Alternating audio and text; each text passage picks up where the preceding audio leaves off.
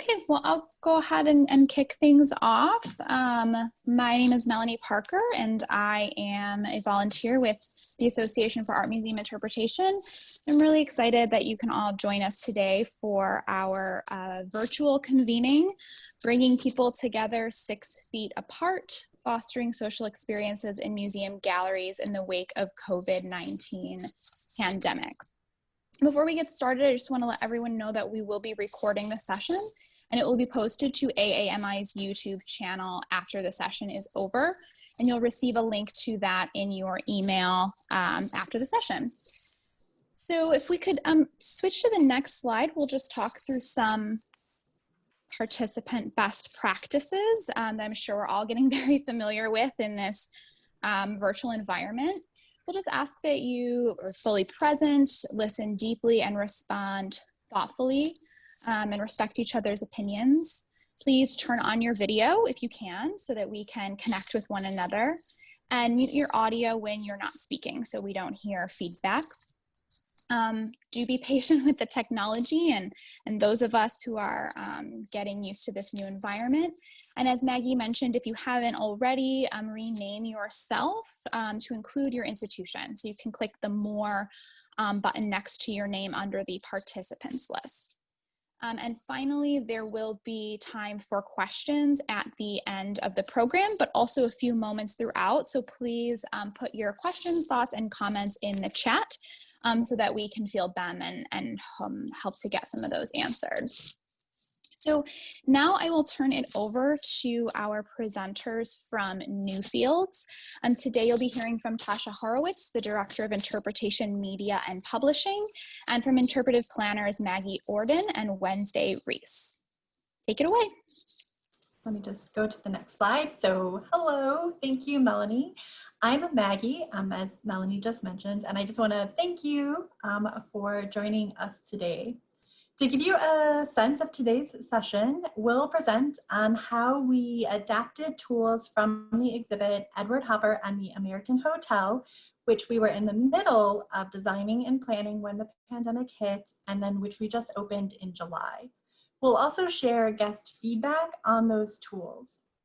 One thing I'd like to mention is that we don't necessarily have all the answers to this topic.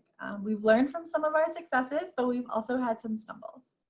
But even though we don't have all the answers, we do think social experiences are worth trying to maintain in these times. Not only are we living through the pandemic of COVID-19, but we're also in the midst of ongoing pandemics of systemic racism and climate change and many others. And we know what we say here today won't fix all these problems, but we're hoping to learn from each other through this presentation and then also through a series of smaller breakout groups. But before we get to those, my colleague Wednesday will talk about our first adapted tool. Yeah, so hi everyone. My name is Wednesday Rees, again, interpretation planner at Newfields, and I'm going to start us off with Edward Hopper, as Maggie mentioned, talking about how we adapted our tools and what they have to do with fostering social experiences. So if you want to go to the next slide, we'll begin with our first tool, which is our postcard activity. So this activity hits one of our emotional outcomes for the show. We wanted guests to make a personal connection with the subject of travel. And as a bit of background, our interpretation team over the past couple of years has really been trying to make our interactives more of a social experience. So prior to COVID, as we were developing this tool, we had this goal in mind for this activity. But for this activity, guests are prompted to write their favorite travel memory on a postcard, and then they can either take it home or they can put it on a display wall for other guests to read. So in this way, we're hoping to create a space where guests can share their memories and stories. And if you'd like to go to the next slide, we had planned on enhancing the social experience even more by installing 2 large tables. So it could accommodate larger groups and maybe even strangers would sit together while they did this activity. But then COVID happened and that kind of interrupted our plans. So as we were trying to figure out what to do with this, we felt that it was still really important to retain this activity because we felt that we could make it safe and also still create like a symbolic social experience, if you will. So if you'd like, yes, thank you, Maggie. So to make it safer, we turned those 2 tables into 6 individual writing desks, installed a sanitizing wipe dispenser, and we also have a cleaning protocol that our staff implement. And if you'd like to go to the next slide. What we've learned is that our guests do feel like this is a great way to connect with others in a safe manner. They really appreciate the community experience and find it fascinating to read what others have written. We've actually collected over 600 responses so far from our display wall, so people are using it, which is really great. One frequent comment we do get though is that our sanitizing wipe dispenser is not very visible, so many guests miss it. We'll talk more about how we are addressing this issue later in the presentation. So for now, I'll just hand it over to Tascha. Hi, everyone. I'm Tascha Horowitz. Thank you again. So I'm going to start off by talking about our look and listen stations. So one of the outcomes in this show that was really important for us to explore was how 20th century Americans participated in the boom in travel and hospitality culture in different ways, depending on their gender, race, and wealth. Hopper is often held up as this all-American artist whose work reflects a universal American experience, but it's only one version of the American experience, and it was really important for us to try to address that and tell that story. So this was the tool that we developed to help do that. Can you go to the next slide, Maggie? Thank you. So in the original pre-COVID iteration of this, we were creating 4 personal story stations, each which would explore themes such as women traveling alone, or travel for African Americans, or staff in hidden labor. And each had a desk and a chair where guests were invited to sit, pick up a vintage telephone that would launch an audio piece that told a story exploring that particular theme. We found source material from the time and then created scripts or stories, which we recorded. And then we had connecting graphics and photographs that you can see on the wall. There was going to originally be these binders that would sort of mimic what you would get in a hotel room that included the written script, and as well as additional reading and visual materials, and then some books that related to that particular theme that would be on the table for you to be able to read. And then each theme and station used an artwork as a jumping off point that made that connection more obvious. And the symbol that you see here in the middle, that look and listen, that actually was going to appear on the label that made that connection more clear. And usually we design, like Wednesday said, and plan for tools that can foster a more social experience, but this one was sort of an exception for a variety of reasons. Some is that it was meant to be very thoughtful and reflective, but also, quite honestly, we really struggle with audio experiences and finding ways to make them social. We had challenged ourselves early in the process to try to adapt it, but we really could not find a successful way to do that. And then when COVID hit, we were really concerned, especially about this tool and how we could retain the integrity of it while still keeping our guests safe. So this next slide shows some of the adjustments and changes that we made. So the first main one was that we removed the telephones, and instead we placed, you could see it in the first photo and you'll see it again, a directional speaker that was above the table that utilizes infrared breakaway sensors aimed at the floor to launch the audio. The big change here too meant that the audio was being played out loud in the galleries, which brings its own set of challenges. And then we incorporated a gobo light and design aimed at the floor to guide our guests on how to trigger the audio. We removed the chairs and binders, and we instead used the top of the table to display vinyl with the written version of the script, because we knew with the sound being played out loud in the echoey gallery that, you know, understanding it was going to be challenging, especially when the galleries were filled with people. And then we no longer had room for the books, so we moved a selection of them to the larger common reading area. And Maggie, can you go to the next slide? Thanks. So here you see kind of a selection of some of our guest feedback. I would say in some ways this change provided opportunities. We were forced to create something more social than we had originally intended. It gave us the chance to test some new technology that will inform future installations. I think we've all become big fans of the infrared sensors. They've been a great tool. And it really pushed us to play the audio out loud, which I don't think we would have done, and then gather guest feedback on it. I don't think the responses are any surprise.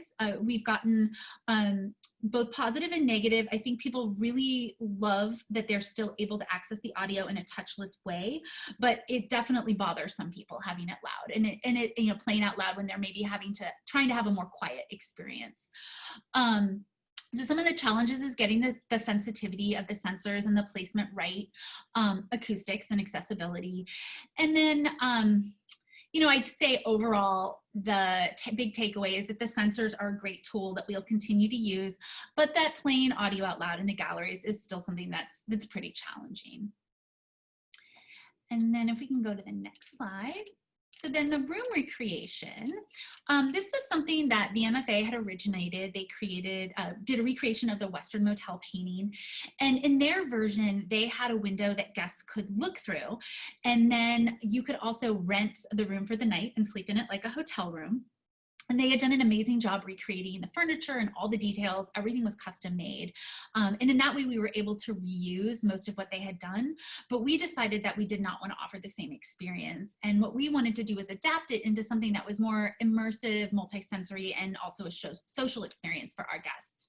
So we created and added an audio track that the idea is that it mimics what you would hear in a motel room. So different audio channels coming from different directions, perhaps a vintage, you know, vacuum cleaner playing through one of the walls, and then in the direction of what would be the window, perhaps birds or the sound of traffic.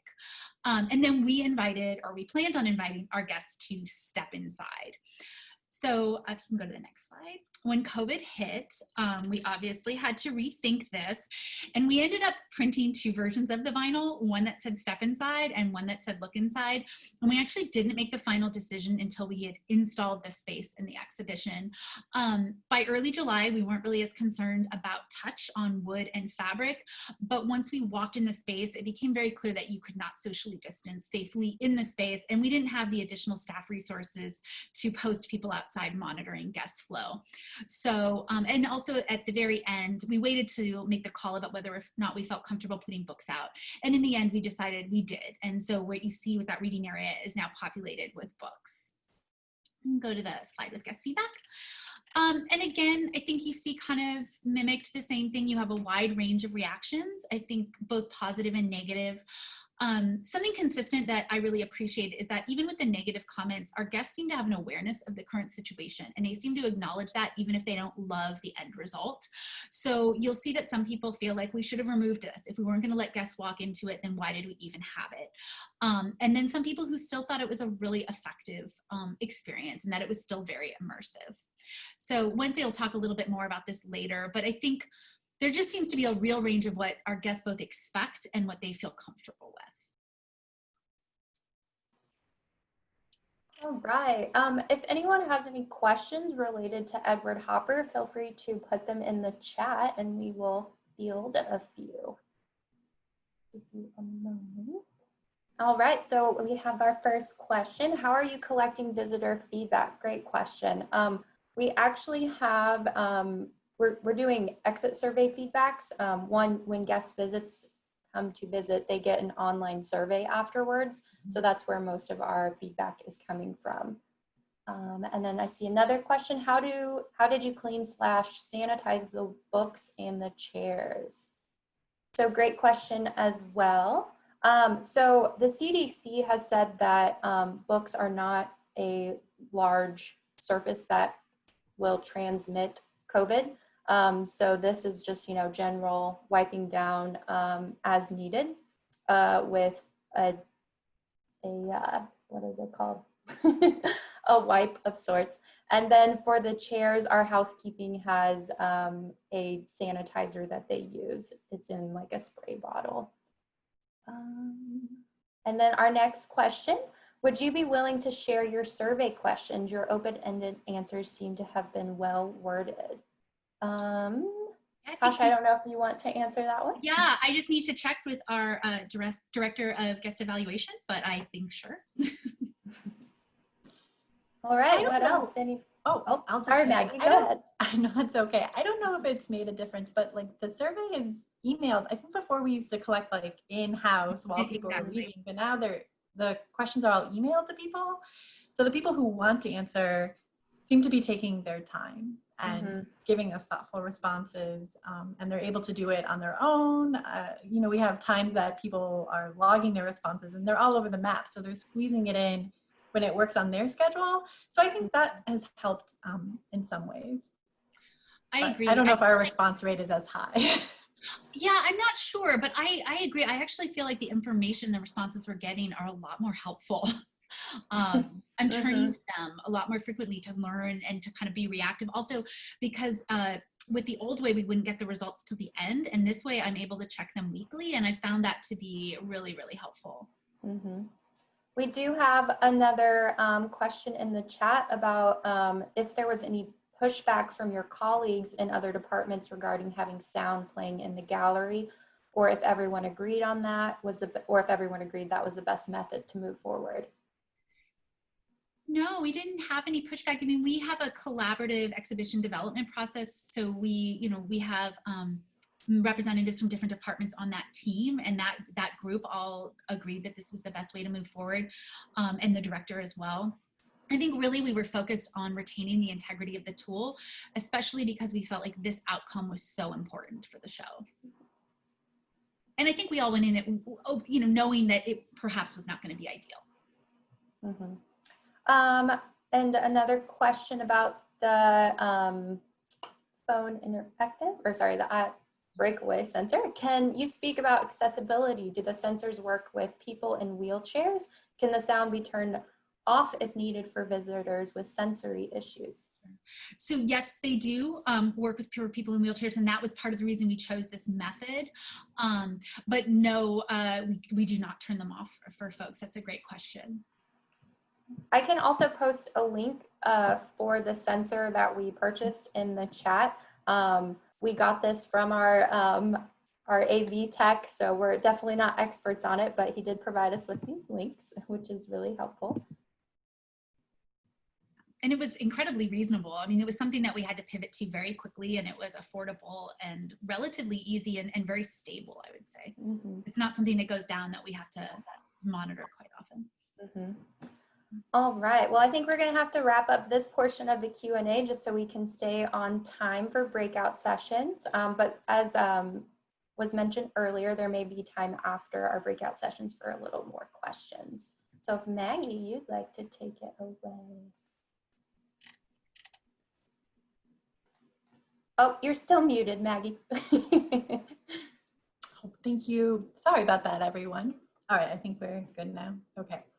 So we did actually install another response station since we wrote the description for this session. So we thought we'd talk about it here. I know there's been a lot of concerns about comment cards and response stations in the gallery, but as folks mentioned from Newfields, is that we have, based on the research on transmission through paper, and then also by providing sanitation stations in the gallery, we thought we'd provide the opportunity for guests who were interested in taking it. So we installed the artwork. Don't matter how raggedy the flag, it still got to tie us together. And we installed it with the prompt, the American flag means different things to different people. How does this artwork make you feel? And we posted guest responses in the gallery, and you can see some of them here on the sidewall. And so there have certainly been opportunities and challenges with this particular display. On one hand, guests have remarked that they really enjoy the participation and dialogue. They've mentioned that they can learn from each other. And many guests have remarked that the comment covered walls, which the comments are all over the walls as you walk into the space, that has created a unique and moving experience that the artwork alone would not have created. That said, not all guests are choosing to participate. Explicitly, some don't see the hand sanitizer as they walk into the gallery, and some have told us that they would have preferred single-use pencils. So that is good feedback for moving forward. In guest feedback, we also hear the words profound, powerful, imperative, thought-provoking, dialogue, community. So even though there's a loss to not sharing stories person to person, because this is a relatively small gallery space, People are engaging with each other through the comments and making connections. Guests say, please put my card next to this other card, or we can see that they're directly responding to cards that are already on the wall. But on the other hand, there are some guests who think this display is very divisive. Comments are all across the political spectrum, and we are posting all of the comments. Some are even calling out Newfields' our own problems with white supremacy and racism. And some have called us out as maybe this is pandering to or tokenizing BIPOC artists and guests. So we definitely are still learning, and we're still trying to figure out ways to create meaningful social experiences that bring staff, visitors, and non-visitors together to connect and create change during these times. We've talked about having virtual community conversations and online comment boards, but we haven't tried either of those yet. So if you've done that at your institution, we'd love to hear about it in the breakout rooms or any other ideas that you've tried or that you've done at your organization. But before we get to the breakout rooms, my colleague Wednesday will just do a quick wrap up. Yeah, thank you, Maggie. So we wanted to share some lessons that we've learned over the past 2 months since we've been open. As I mentioned earlier, most of our feedback does come from those exit surveys. So if you'd like to go to the next slide. As Tascha mentioned earlier, one of our major takeaways is that guests have a wide range of expectations and comfort levels when it comes to touch specifically. So on one hand, we have folks that say there's not enough to do in our exhibitions and the interactives are their favorite parts. And then we have those on the other side who say that it's inappropriate that we have interactives because of COVID. And then more often than not, we get the question, where's the sanitizer? So guests are having a really hard time locating our dispensers, even though most, if not all of our interactives have one nearby. So moving forward, we plan on calling out our dispensers on the activities themselves. And our marketing team is also creating graphics to make them more visible on the wall. If you'd like to go to the next slide. Some takeaways related to social distancing is that we would like to start spacing things out. So whether that's the artwork or interpretation tools, but as we plan for future exhibitions, that's something we're going to keep in mind. We've also got a lot of guest feedback about enlarging our labels so that it can be seen from a further distance. What we are actually reevaluating our labels, and this aspect will be a top priority for us. And now I'll turn it back to Maggie. All right, so thanks, Wednesday. In just a minute, we'll be splitting into smaller groups, and we've suggested some questions to guide the conversation, but as always, feel free to bring up whatever you want to talk about with your colleagues. So some questions are, what tools can we use to create human-centered experiences when people are or are not at the museum? What has worked well or what hasn't worked well with these tools? We've learned just as much from what has worked well than we have with what hasn't worked well. And then what tools would you like to try? And what support from like peers, management, or even AAMI might help you try some of those tools? We also created a Google spreadsheet where we're hoping each group can record notes so that we can share everyone's awesome ideas with everyone else. So we are trying to create this new experience with the Google spreadsheet as in this session. So I hope it works out, but we're trying it for the first time. And we've posted this spreadsheet link in the chat, and each facilitator will also post it in their chat as well.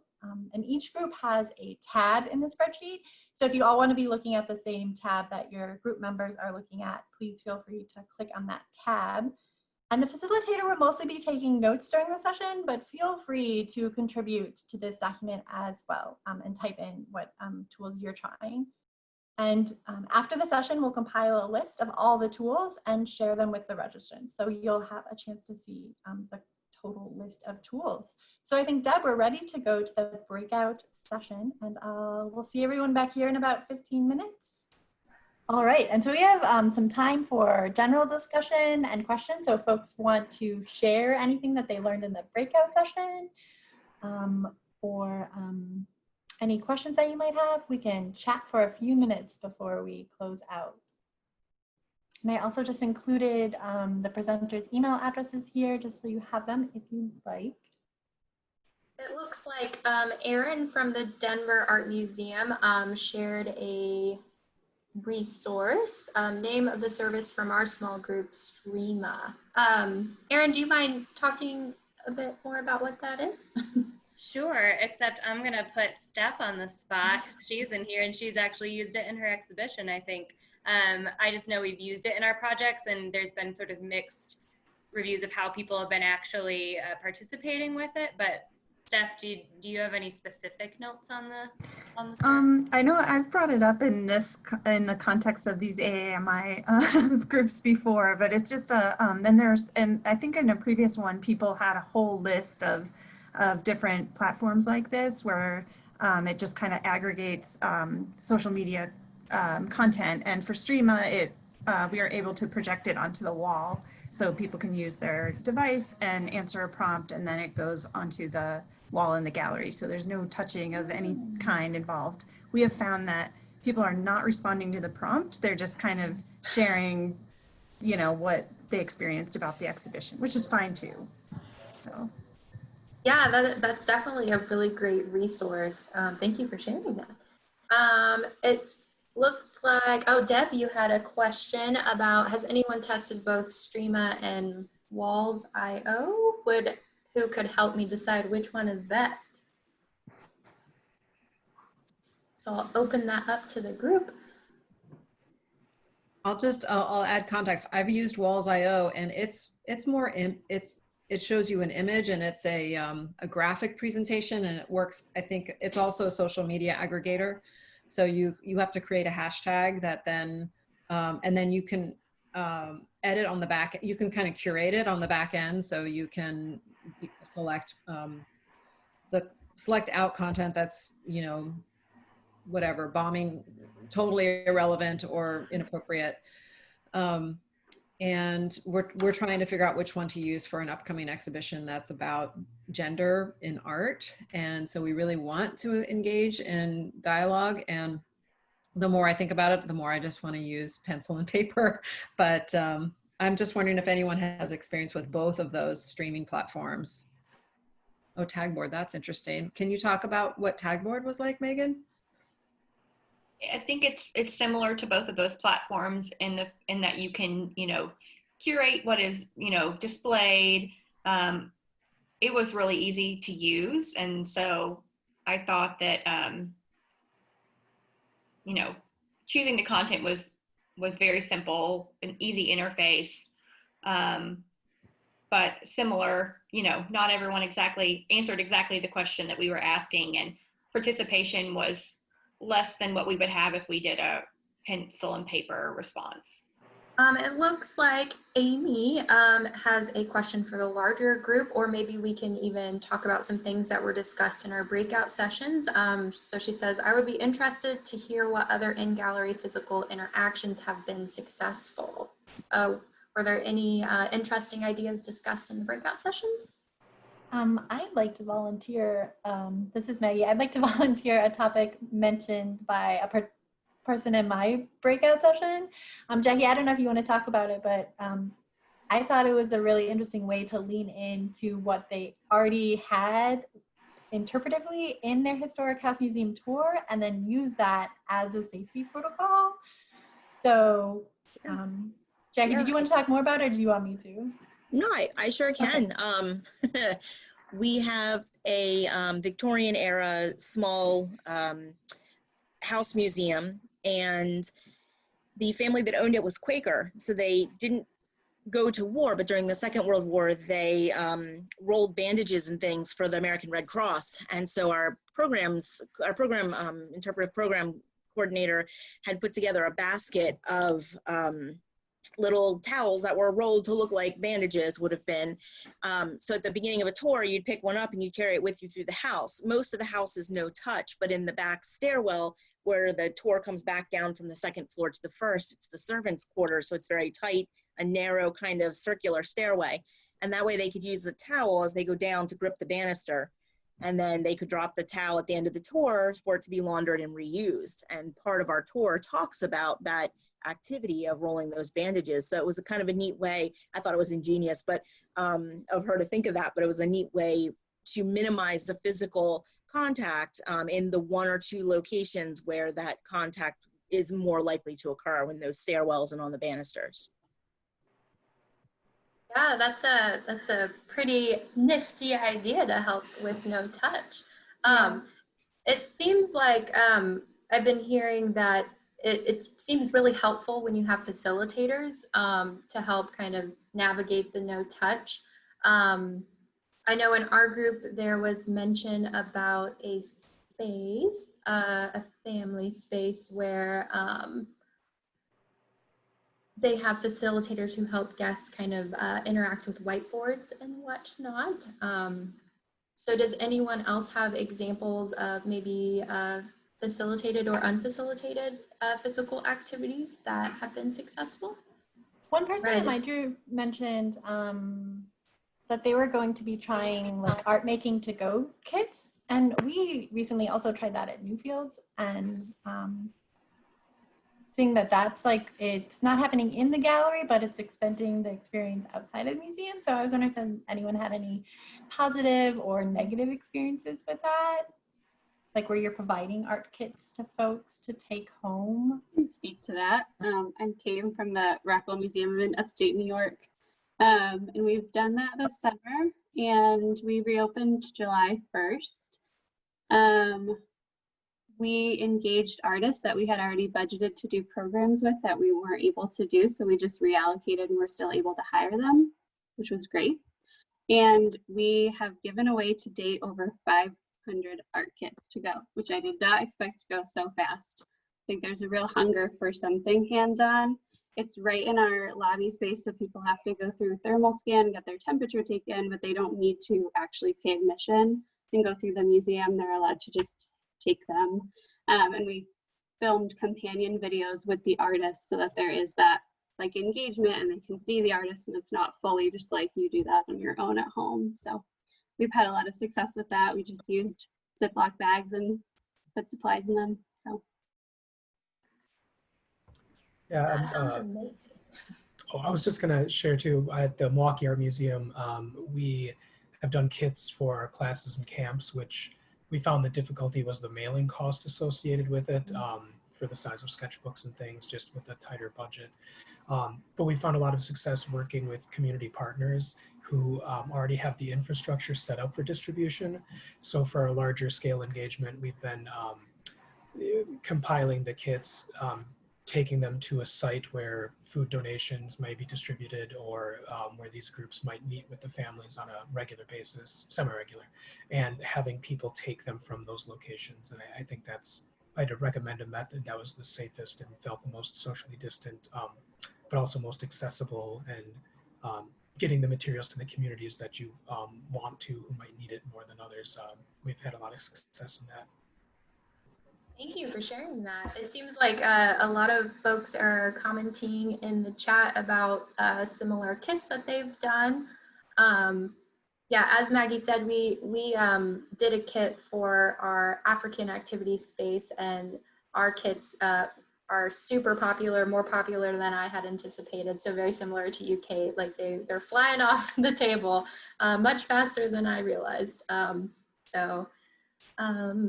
Have kind of related to the kits, has anyone found that this is a kind of financially sustainable option for your museum or your department? I had mentioned that we were using previously budgeted funds, and so I think we're gonna just continue with that model. I'm sure lots of people will kind of be doing the same thing, but whatever we were planning to spend on hiring visiting teachers throughout the rest of the year, you know, and maybe into next year as well, we'll just be reallocating that to funds for art kits. But we are in a more rural area, so we'll be thinking in the thousands or maybe the high hundreds, which I think a lot of bigger museums maybe aren't able to sustain. I'm curious about how that works with people with bigger audiences. Yeah, it looks like some people in the chat have said that they've had a couple of board members support their project, but it's heavy lift from staff resource point. Yes, I agree there. So I have a quick question. Oh, while Wednesday's looking, if you guys don't mind. So one thing that like a lot of people and a lot of us have pivoted to is online content. And so one thing that I've sort of like been struggled thinking about, how do we make that content meaningful socially? So it's not just like a person just looking at their phone, you know, alone. You know, how do we make sure that it's still fostering social engagement, like either like parents or caregivers working with children or older folks doing art making kits or other kinds of activities? Has anyone had experience with those kinds of ideas? It's sort of hard to know what people are doing once we put the content out there though, right? Along that topic, I'm also curious about people's experience with institutional support for online. I'm thinking tours in particular. We've had a kind of an ongoing debate at our institution about if you put too much out there about the in-gallery and exhibitions particularly, does that stop people from coming through your door? And I'm curious if anyone else has kind of had similar conversations at their institution. Our discussion in-house has been that it won't, because we still have audiences who are not comfortable going out in public spaces and are looking for the museum at home experience. And those who are comfortable coming out are so grateful to have that in-person experience again. It doesn't weaken it, and they might be different audiences. Those coming in might just be totally sick of virtual and not interested in logging in. I know I personally am being extremely cautious with the pandemic. I'm not going out a lot, but I'm also getting tired of digital formats, and I appreciate things that are being offered in a to-go format, or we've seen kind of like a scavenger hunt almost, interactives outside through cultural organizations, encouraging you to look through the community for certain recognizable architecture or other topics too. So we haven't viewed it as a problem. Sorry to cut this lovely conversation short, but it is 4 o'clock and I know we need to wrap up our discussion. Yeah, thanks so much everyone for joining us for this virtual convening. Hope that everyone enjoyed the presentation and also has some takeaways to bring back to your institutions. I know I definitely do. And thanks to the staff at Newfields for bringing all of your all of your great projects to us and sharing them with such a wide group of people. Really appreciate that. As mentioned at the beginning of the program, you'll get an email following this in the next couple of days with a link to the recording of the session and also a survey. And we would really appreciate it if you would fill out that survey so that we can understand how we can better enhance our online programs for you at AAMI.